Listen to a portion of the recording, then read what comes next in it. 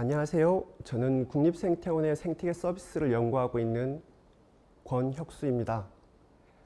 생태계 서비스란 단어가 상당히 생소하실 수 있을 텐데요. 생태계 서비스에 대한 정의부터 내리고 가도록 하겠습니다. 생태계 서비스란 자연 생태계가 인간에게 주고 있는 모든 혜택을 말씀을 하는 거고요. 그 중에 영어로는 에코시스템 서비스, 영어로 NCP라고 해서 자연이 인간에게 주는 모든 혜택, 기여 이런 것들을 얘기를 하고 있습니다. 어떻게 보면 여기서 가장 중요한 것들은 저기에서 색깔로 표시했었던 인간에게라는 부분입니다. 전통적으로 생태학이나 생물 다양성에서 얘기했었던 생태계에 관련된 얘기들은 대부분 생태계 내에서의 그런 여러 가지 물질의 순환과 그리고 서로의 그런 하이어라키들을 얘기하는 반면에 생태계 서비스는 인간에게 어떤 혜택을 주는지 여기에 방점이 있다고 보시면 될 것 같습니다. 우리가 생태계 서비스를 얘기할 때 가장 예를 많이 드는 것들이 벌입니다. 벌은 전통적으로 생태학에서 많이 연구했던 주제이기도 한데요.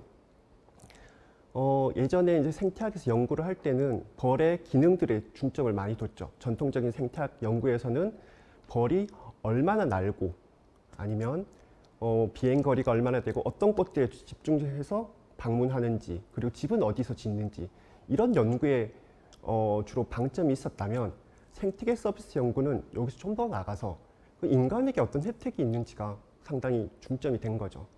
일반적으로 우리가 농작물의 3분의 1은 곤충의 수분 서비스를 통해서 이루어진다고 얘기를 하고 있고요. 그 중에 80%가 꿀벌에 통해서 이루어진다고 볼 수 있습니다. 그래서 만약에 벌이 없다 그러면 어떻게 하겠습니까? 직접 인간들이 붓으로 해가지고 수분 서비스 직접 하거나 최근에는 보면 드론을 가지고 수분 가루를 날리는 이런 형태로 해서 부가의 서비스들이 많이 드는 거죠. 그렇다고 효율이 좋지 않다고 얘기를 하고 있습니다. 그럼 이렇게 서비스가 이루어지는데 그럼 어떻게 하면 더 많은 서비스들을 받을 수 있을까? 어떤 혜택을 받을 수 있을까? 우리가 여기서 고민을 해야 되는 부분들이 있죠. 그래서 많은 사람들은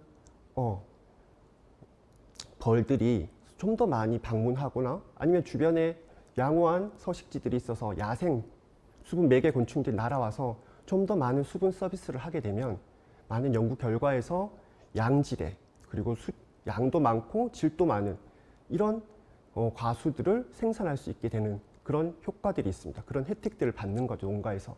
그러면 양도 많고 질도 좋은 이런 과수를 생산하게 되면 어떻게 됐습니까? 우리가 훨씬 농가에서는 돈을 많이, 혜택을 많이 받을 수 있는 이런 선순환 구조가 되겠습니다. 전통적으로 예전에 이런 기능에 관련된 생태학 연구가 많이 있었다면 조금 더 생태계 서비스에서는 사회경제 시스템 쪽으로 넘어가서 우리가 직접적으로 받는 혜택들을 계산하기도 하고 혜택들을 나누기도 하고 이것들을 금전적으로나 아니면 사회적 가치로 이렇게 환산해가지고 우리 정책에 반영하기도 합니다. 좀 더 구체적으로 넘어가 보겠습니다. 크게 생태계 서비스는 4가지로 분류를 하고 있습니다. 공급, 조절, 문화, 지지 서비스. 크게 공급 서비스 같은 경우에는 우리가 먹는 식량이나 아침 마시는 물, 그리고 집을 지을 때 쓰는 목재, 그리고 가끔씩 이렇게 병했을 때 그 의학 자원의 원재료로서 주로 식물들을 많이 쓰죠. 이런 것들을 주로 공급 서비스라고 하는데 이것들의 특징들은 보면 그 금전적인 가치, 시장 가치로 통용될 수 있고 시장에서 거래되는 장점들이 있습니다. 반면에 조절 서비스 같은 경우에는 눈에 잘 보이지는 않지만 간접적으로 우리가 많이 혜택을 받죠. 미세먼지를 조절하는 대기 조절 서비스, 그리고 깨끗한 물의 수질, 그리고 열섬을 저감하거나 아니면 탄소를 흡수하는 기후 조절, 그리고 지금처럼 비가 많이 왔을 때 뿌리를 잡아서 흙이 내려가지 않도록 침식 방지 서비스, 그리고 방금 설명드렸던 수분 서비스 같은 것들이 조절 서비스에 해당됩니다. 그 다음 가장 여기서 특징적인 게 이제 문화 서비스인데요. 우리가 가끔씩 시간이 남거나 아니면 고민이 있을 때 주로 어디로 가시나요? 대부분 이렇게 자연을 가거나 아니면 공원을 가거나 이런 것들을 많이 하죠. 그런 것들이 어떻게 보면 자연의 가장 중요한 가치 중에 하나인데 생태 관광의 대표적인 거죠.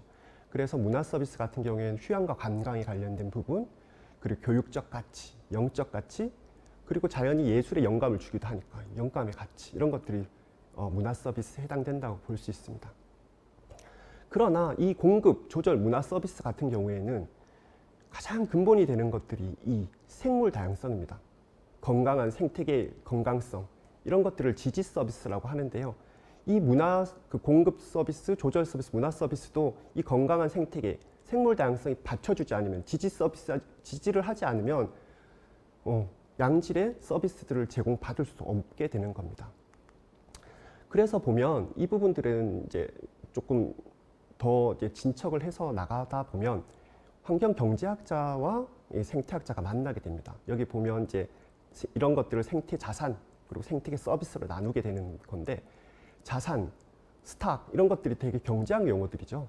이런 것들을 보면 어떤 것들인가 하면 이 서비스가 나오는 것들은 대부분 우리 서비스라고 생각하면 유형의 가치, 유형의 이런 것들보다는 그 일반적으로 서비스라고 하면 누군가를 뭔가를 고치거나 하는 이런 것들인데, 그러다 보니까 유형의 가치가 아닙니다. 대부분 유형의 가치라는 것들은 어떤 물건 이런 것들이 거기서 나오는 서비스가 서비스인데, 생태 자산도 마찬가지입니다. 우리가 서비스를 받기 위해서는 대부분 산 아니면 하천 아니면 우리가 주로 많이 보는 그 가로수나 공원 이런 데서 되게 많이 봤죠.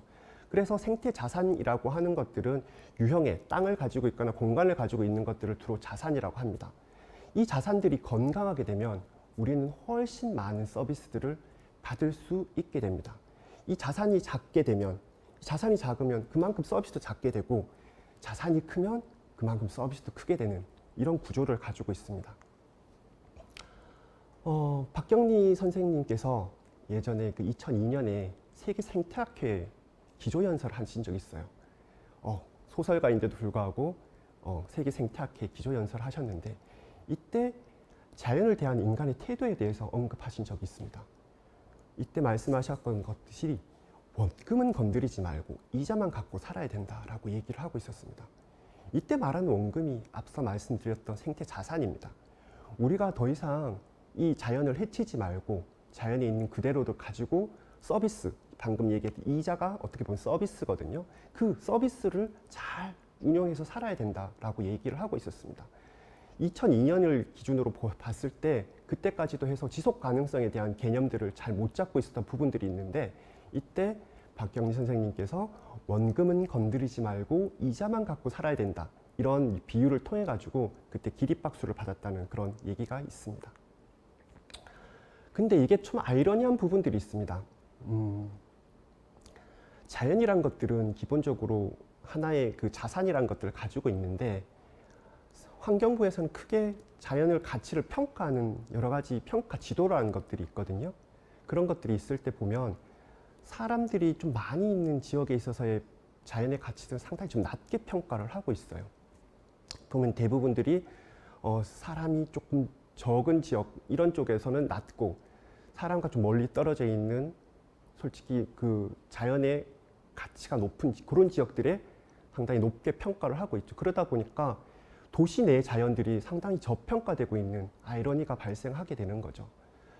도시 생태 현황 지도나 국토 환경 평가 지도, 그 다음에 생태 자연도라고 하는 그 큰 평가 지도들이 있는데, 이 지역들이 대부분들이 우리랑 멀리 떨어져 있는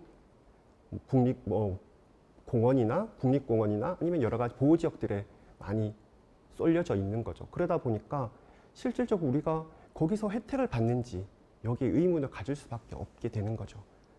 어떻게 보면 우리가 가장 많이 혜택을 받는 것들은 우리 근처에 있는 자연일 텐데, 우리 근처에 있는 500m, 1km 있는 그 안에 있는 자연에서 가장 혜택을 많이 받을 텐데, 어떻게 보면 거기에 있는 평가 지도들은 그 멀리에 있는 것들이 더 많이 평가를 하고 있는 거죠.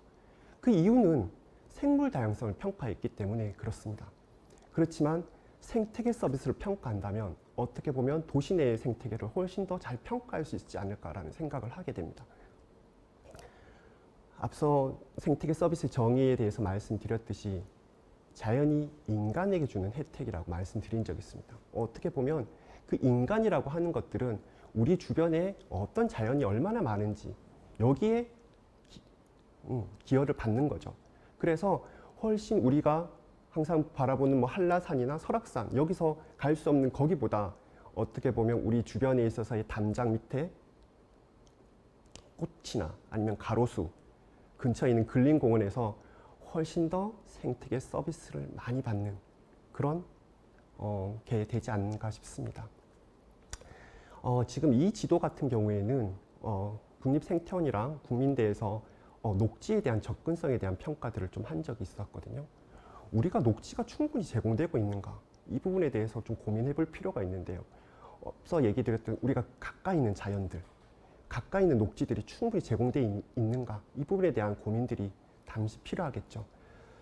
SDG에서 11번 목표에서 그런 접근을 하고 있습니다. 보행자 기반의 녹지 접근성 평가를 하고 있는데 이 지표 같은 경우에는 임계거리 400m 내에서 우리가 공원이 자기가 사는 지역에서 400m 안에 공원이 있는 인구의 비율을 나타내고 있는 지표입니다. 이 지표 같은 경우에는 우리나라는 약 한 40%, 45% 정도가 우리가 사는 지역에서 한 45% 인구가 그 서비스를 받고 있다고 얘기를 하고 있고요. 미국이나 유럽 같은 경우에는 한 약 70% 정도의 서비스를 받고 있는 걸로 그렇게 통계를 내고 있습니다. 그래서 이 부분들을 조금 더 공간적으로 평가를 좀 해봤죠. 그래 봤더니 실질적으로 많은 지역들이 여기는 수원 지역인데 어떤 지역들은 상당히 많이 받고 있어요. 서비스를 충분히 받고 있고 근데 오른쪽 그림 보시죠. 빨간색 같은 경우에는 상당히 못 받고 있는 지역도 상당히 많은 거예요. 실질적으로 공간적으로는 어떤 지역에서는 상당히 많이 받고 있는데 어떤 지역은 상당히 못 받고 있는 거예요.